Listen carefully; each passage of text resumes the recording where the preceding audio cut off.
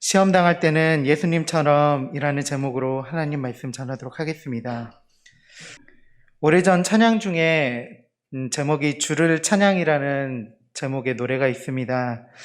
요즘은 많이 불려지지 않는 찬양인데요. 제가 이 찬양을 처음 접했을 때가 중고등학교 시절이었던 걸로 기억합니다. 그때 교회에 있는 형들 그리고 누나들과 함께 이 찬양을 많이 불렀었는데 찬양 그때는 아무런 그런 생각도 없이 그리고 아무런 마음도 없이 불렀던 찬양입니다. 그 찬양의 가사를 보면 이렇게 되어 있습니다. 세상의 유혹 시험이 내게 몰려올 때 나의 힘으로 이것들 모두 이길 수 없네. 거대한 폭풍 가운데 위축된 나의 영혼 어찌할 바를 몰라 헤매이고 있을 때 주를 찬양 손을 들고 찬양 전쟁은 나에게 속한 것 아니니 주를 찬양 손을 들고 찬양 전쟁은 하나님께 속한 것이니 이 찬양의 1절 가사가 이렇게 되어 있는데요. 지금 이 찬양의 가사를 보면 많은 부분들이 공감되는 부분들이 있을 것입니다. 세상에서 우리에게 유혹과 시험이 몰려올 때 우리는 그 유혹과 시험을 이기기에는 부족한 부분들이 너무나 많이 있습니다. 그래서 그 유혹과 시험 사이에서 방황하거나 어찌할 바를 몰라서 때로는 우리가 선택하지 말아야 할 선택을 할 때도 있곤 합니다. 그것은 우리에게 몰려오는 유혹과 시험은 우리의 가장 연약한 부분을 공략해서 올 때가 많기 때문입니다. 오늘 우리가 함께 읽은 본문에서도 예수님께 있었던 시험은 그런 상황이었습니다. 다 함께 2절 말씀 영상으로 함께 보도록 하겠습니다. 시작.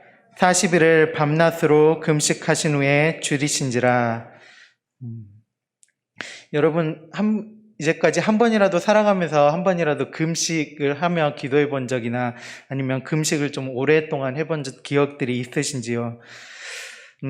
저도 오래전에 이제 대학생 때 금식하며 기도했던 기억이 있습니다. 제가 속해 있었던 선교단체는 매년 겨울, 그러니까 12월 말쯤 그리고 1월 초가 되면 겨울마다 그 금식 수련회를 가졌습니다.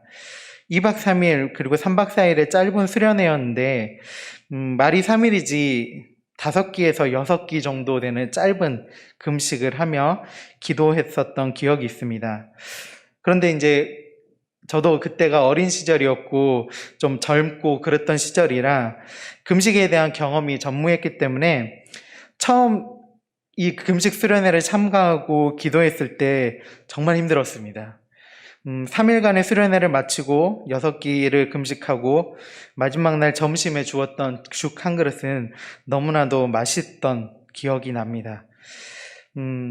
그만큼 굶고 그리고 그 굶은 시간 동안 나의 마음을 내려놓고 내 힘을 다해서 기도한다라는 것은 참 어렵고 힘든 일일 것입니다. 그런데 오늘 말씀에서 예수님께서는 40일을 금식했다라고 기록하고 있습니다. 하루 이틀만 굶어도 힘든데 40일을 금식하셨다니 얼마나 힘드셨을까요? 누군가는 이제 이렇게 예수님처럼 금식해 본 사람이 있는지 없는지 모르지만 오랫동안 금식하셨던 그리고 단식을 하셨던 사람들의 증언을 들어보면 몸은 힘든데 정신은 또렷하고 맑아지는 경험을 한다고 합니다. 그런데 여기서 중요한 포인트는 몸은 조금 힘든 상황이다라는 겁니다. 그런 힘든 상황 앞에, 그런 예수님 앞에 성경에서는 시험하는 자라고 기록된 이가 나타나 예수님을 시험합니다. 다 함께 영상으로 3절 말씀 함께 보도록 하겠습니다. 시작. 시험하는 자가 예수께 나와서 이르되 내가 만일 하나님의 아들이거든 명하여 이 돌들로 떡덩이가 되게 하라.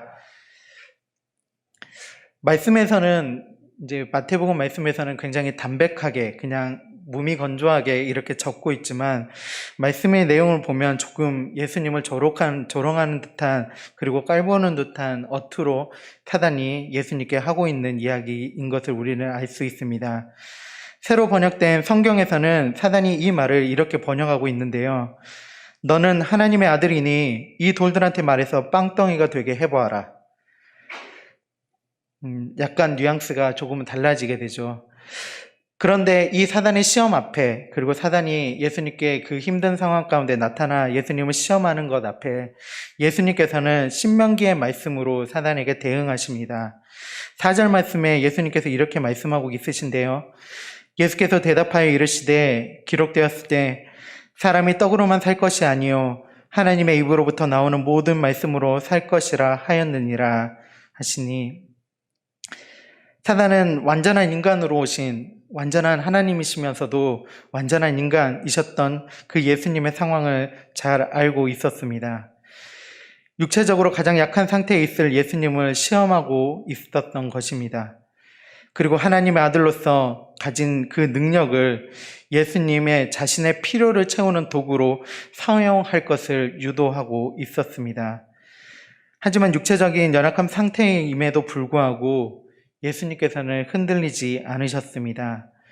그 유혹에, 그리고 그 유혹을 이겨내셨는데 그 시험을, 그 유혹을 이겨내는 도구는 하나님의 말씀이었습니다. 그렇습니다. 우리에게 다가오는 시험과 이 유혹에서 우리가 당당하게 이겨낼 수 있는 도구는 하나님의 말씀입니다.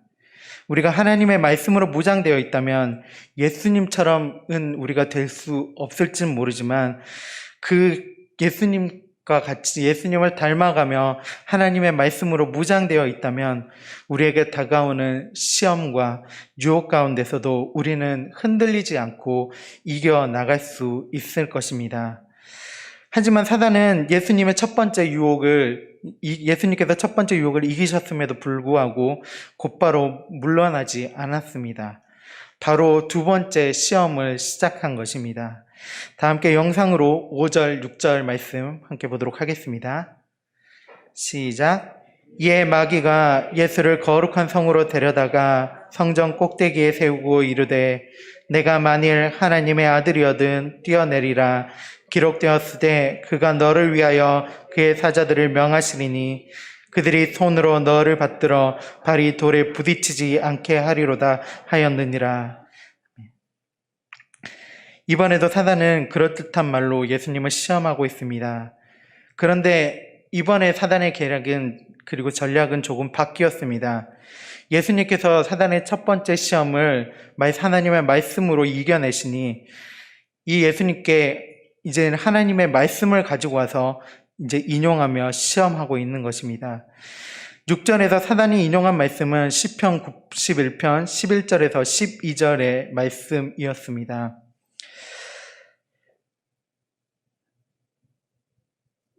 그 사단의 유혹에 물론 예수님께서는 이 사단이 하나님의 말씀을 가지고 그럴듯하게 다가오는 그 시험의 앞에서도 예수님께서는 다시 한번 말씀으로 그것을 이겨내셨습니다. 이번에도 신명기 말씀으로 이겨내셨는데요. 7절에 예수님께서 사단에게 이렇게 대응하십니다. 예수께서 이르시되 또 기록되었을 때 주 너의 하나님을 시험하지 말라 하였느니라 하시니, 이 장면에서 봤을 때 우리는 정말로 주의해야 합니다. 예수님께서 말씀으로 시험하는 사단을 말씀으로 첫 번째 이겨내셨지만 우리는 그렇지 못할 때가 많습니다. 그의 적절한 예가 우리 주변에서 흔히 볼 수 있는 이단, 특히나 요즘은 조금 세력이 약화되고 있는 부분이 있긴 하지만 신천지라는 집단을 볼 때 우리는 조심해야 합니다. 그들은 전혀 믿지 않는 사람들, 그리고 말씀에 대해서 전혀 아무런 감각이 없는 사람들을 그들의 집단으로 끌어가지 않는 것을 우리는 알고 있습니다. 그들은 믿음이 약하였거나 그 믿음 약한 가운데 있어서 교회 가운데 또한 말씀을 배우고 싶어하고 말씀을 이미 들어서 어느 정도 지식이 있는 사람들을 유혹해서 데려갑니다. 그들은 자기들이 편한 대로 말씀을 인용하고 그리고 해석하지만 우리가 얕은 지식을 가지고 있으면 쉽게 넘어갈 수밖에 없는 그런 그들의 고리를 가지고 있습니다. 저도 제가 대학교 3학년 때 저랑 같은 곳에서 살았던 장학관이라는 곳에서 살았는데 그곳에 목사님 딸이 한 명 있었습니다. 근데 그 친구가 신천지에 빠졌었던 거예요. 그러니까 그때 당시에는 이제 신천지에서 완전히 빠져나온 상태였었는데 신천지에 빠졌어가지고 그 지역에 그 또래의 최고장까지 올라갔었던 경험이 있었던 겁니다. 그래서 제가 이제 지냈던 지역은 순천이었는데 광주까지 올라가서 모든 교육을 2단계에서 3단계 교육을 마치고 내려왔다가 이제 부모님의 강권과 그 주위 사람들의 기도로 의해서 이제 신천지가 잘못됐다라는 걸 알고 빠져나왔었는데 그 당시에는 제가 그것에 대한 지식이 전혀 없었습니다. 근데 어떻게 그걸 빠지게 되냐고 그렇게 물었던 기억이 있는데 그러자 그 친구가 성경책을 가지고 오는 겁니다. 성경책을 가져와서 구절을 하나를 보여주면서 자, 이 구절 잘 봐. 이렇게 써져 있지? 하면서 앞으로 이제 신약의 말씀을 보다가 갑자기 구약의 말씀을 넘어가서 봐, 이 구약이 이렇게 써져 있지? 다시 신약으로 넘어와서 이 구절이 이렇게 써져 있지? 다시 구약에 넘어가서 이 구절이 이렇게 써져 있지? 이렇게 몇 번을 왔다 갔다 하면서 보여주니까 왠지 말이 그럴싸한 겁니다. 이거 배우지 않으면 전혀 모르겠다라는 생각이 들 정도였습니다. 그 친구가 그래서 그렇게 얘기하더라고요. 그래서 나도 여기에 빠지지 않을 거라고 생각했는데 나도 아버지 앞에서 아버지께 많이 배웠던 것도 있고 우리 집이 교회고 아버지가 목사인데 내가 이런 거 빠질 거냐라고 생각했지만 그 짧은 지식이 자기를 올가매는 도구가 되었다라고 얘기하는 것을 듣게 되었습니다. 그렇습니다. 사단은 우리의 그 지식을 파고들고 있는 것입니다. 우리가 말씀에 대해서 어느 정도 알 때 그것을 교묘하게 뒤틀고 그것이 우리가 진짜인 것처럼 이렇게 착각하게 만들어서 하게 되는 것입니다. 그렇습니다. 말씀으로 시험을 이긴다는 것은 단순히 말씀을 아는 것만으로 우리가 이길 수 있는 것이 아닙니다. 말씀을 가지고 교묘하게 다가오는 시험을 이기기 위해서는 우리는 말씀을 더 잘 알고 그 말씀을 마음에 새기며 살아가는 믿음을 가지게 될 때 우리는 사단이 말씀을 가지고 다가올 때 그 시험 또한 이겨낼 수 있습니다. 이제 마지막으로 사단은 예수님을 시험합니다. 다 함께 영상으로 8절, 9절 말씀 함께 보도록 하겠습니다. 시작. 마귀가 또 그를 데리고 지극히 높은 산으로 가서 천하 만국과 그 영광을 보여 이르되 만일 내게 엎드려 경배하면 이 모든 것을 내게 주리라. 이제 사단은 예수님을 향하여 최후의 공격을 가하고 있습니다. 이제 말씀으로 그리고 다른 것으로 이제 예수님을 공격할 수 없으니 세상의 물질과 영화를 가질 수 있는 기회를 주겠다 하며 예수님을 시험하고 있는 것입니다. 하지만 예수님께서는 이런 사단의 공격을 가뿐하게 물리치는 것을 우리에게 또한 보여주고 있습니다. 10절에 예수님께서 사단에게 이렇게 대답하십니다. 이에 예수께서 말씀하시되 사단아 물러가라 기록되었으되 주 너의 하나님께 경배하고 다만 그를 섬기라 하였느니라. 사단의 최후의 공격은 실패했습니다. 그 사단의 공격이 실패한 이유는 무엇이었을까요? 그것은 사단이 갖고 있지 않은 것을 가질 수 있다고 유혹했기 때문입니다. 이 천하만국의 주인의 누구인지는 우리는 너무나 잘 알고 있습니다. 이 창조세계의 주인은 오직 살아계신 하나님 한 분뿐입니다. 하지만 사단은 그리고 유혹하는 자들은 이 천하세계의 만물을 물질로 치환하고 그것을 바꾸어서 우리에게 줄 수 있다라고 유혹합니다. 그리고 그 물질을 우리가 가짐을 통해서 우리에게 권력과 명예를 가질 수 있다라고 우리를 유혹합니다. 하지만 그것은 사단이 가지고 있는 것이 아닙니다. 사단이 가지고 있는 것이라고 우리에게 착각하게 만드는 것입니다.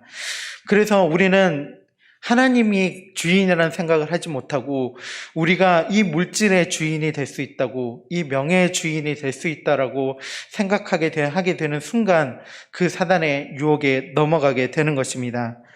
하지만 그 물질의 주인이시며 그 물질의 주인의 아들이신 예수님께서는 그 사실을 반드시 알고 있었기 때문에 그래서 사단의 유혹을 단호하게 거절하고 물리치실 수 있었던 것입니다. 이렇게 예수님께서 사단의 모든 시험을 이기시고 난 이후 그때서야 천사들이 와서 수종 들었다라고 성경은 적고 있습니다.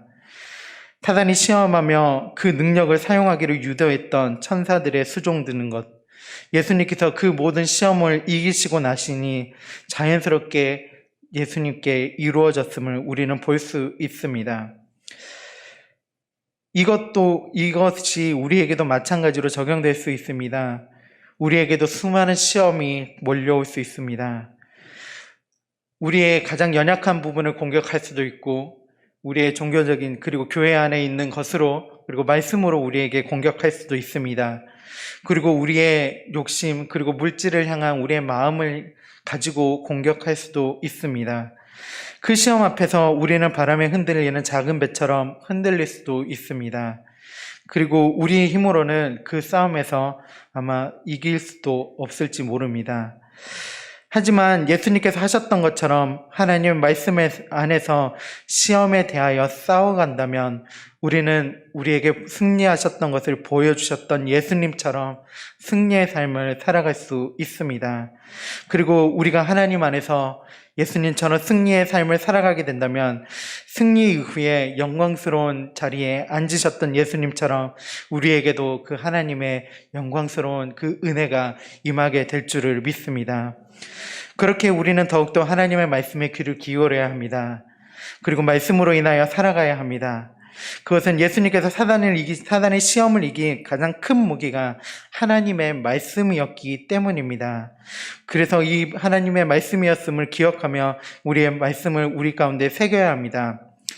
그것은 에베소서 6장에서는 우리 그리스도인이, 우리 성도들이 살아가면서 가져야 될 무기에 대해서 이렇게 기술하고 있기 때문입니다. 다 함께 에베소서 6장 14절에서 17절 말씀 함께 보도록 하겠습니다. 시작. 그런즉 서서 진리로 너의 허리띠를 띠고 의의 호신경을 붙이고 평안의 복음이 준비한 것으로 신을 신고 모든 것 위에 믿음의 방패를 가지고 이로써 능히 악한 자의 모든 불화살을 소멸하고 구원의 투구와 성령의 검 곧 하나님의 말씀을 가지라. 아멘. 하나님의 말씀을 가지라. 성령의 검인 하나님의 말씀을 가지라라고 오늘 우리에게 명령하고 계십니다. 이 17절에 쓰여져 있는 성령의 검, 즉 우리의 무기가 하나님의 말씀입니다. 우리에게 본을 보이셨던 예수님처럼 사단의 시험 앞에서 말씀으로 나아갈 때 우리는 승리의 삶을 살아갈 수 있습니다. 세상의 모든 유혹 시험이 우리에게 몰려올 때 우리는 우리의 힘으로 이길 수 없습니다. 하지만 모든 시험을 이겨내셨던 예수님처럼 우리의 한 손에 말씀의 검을 가지고 나아간다면 우리 또한 모든 유혹과 시험에서 승리하셨던 예수님처럼 승리의 삶을 살아갈 수 있습니다. 그리고 우리가 말씀 안에 서 있을 때 사단이 우리에게 줄 수 있는 것은 아무것도 없음을 우리는 잘 알 수 있을 것입니다. 우리가 말씀 안에 있을 때 하나님께서는 반드시 우리에게 승리를 허락하실 것입니다. 우리 장수교회 성도님 모두 이 하나님의 검, 이 말씀을 들고 우리에게 다가오는 모든 유혹과 시험 앞에 우리가 때론 서 있을 때 그 모든 시험을 이기고 넉넉히 승리해 나가는 우리 장수교회 모든 성도님들이 되시기를 바랍니다.